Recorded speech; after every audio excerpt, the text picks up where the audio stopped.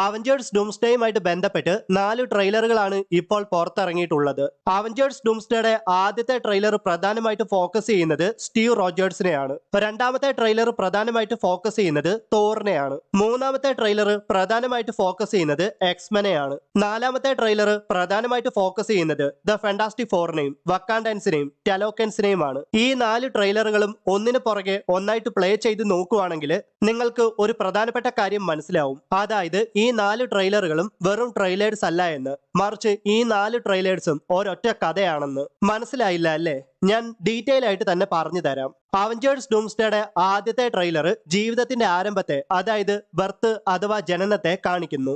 രണ്ടാമത്തെ ട്രെയിലർ സർവൈവലിനെയാണ് സൂചിപ്പിക്കുന്നത്. അതും ഗോഡ് ഓഫ് തണ്ടർ ആയ തോറ് ഓൾ ഫാദർ ആയ ഓഡിനോട് ഒരു യുദ്ധത്തിൽ കൂടെ പങ്കെടുക്കാനും ഒരൊറ്റ എനിമിയെ കൂടെ ഡിഫീറ്റ് ചെയ്യാനും തന്നെ സഹായിക്കണമേ എന്ന് പ്രാർത്ഥിക്കുന്നു. മൂന്നാമത്തെ ട്രെയിലർ ഡെത്തിനെയാണ് സൂചിപ്പിക്കുന്നത്. മൂന്നാമത്തെ ട്രെയിലറിൽ ബാക്ക്ഗ്രൗണ്ടിൽ കേൾക്കുന്ന മാഗ്നീറ്റോയുടെ വോയിസിൽ നിന്ന് തന്നെ വ്യക്തമാണ്, എത്രമാത്രം സർവൈവ് ചെയ്യാൻ ശ്രമിച്ചാലും ഒടുവിൽ നമ്മളെല്ലാം മരണത്തിന് കീഴടങ്ങണമെന്ന ഒരു സൂചനയാണ് മൂന്നാമത്തെ ട്രെയിലർ പറയാൻ ശ്രമിക്കുന്നത്.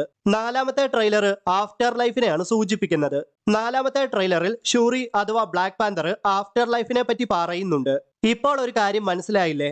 അവഞ്ചേഴ്സ് ഡൂംസ്ഡേയുടെ ഇപ്പോൾ ഇറങ്ങിയ 4 ട്രെയിലേഴ്സും വെറും ട്രെയിലേഴ്സ് അല്ല. ആ ട്രെയിലേഴ്സ് ഒക്കെ വലിയ ക്ലൂസ് ആണ്. ആ ട്രെയിലേഴ്സ് കഥകളാണ്. ഒരു മനുഷ്യന്റെ ജനനം, അതിജീവനം, മരണം, മരണാനന്തര ജീവിതം എന്നിവയാണ് അവഞ്ചേഴ്സ് ഡൂംസ്ഡേയുടെ 4 ട്രെയിലേഴ്സിലൂടെ മാർവൽ സ്റ്റുഡിയോസ് കാണിക്കുവാൻ ശ്രമിക്കുന്നത്.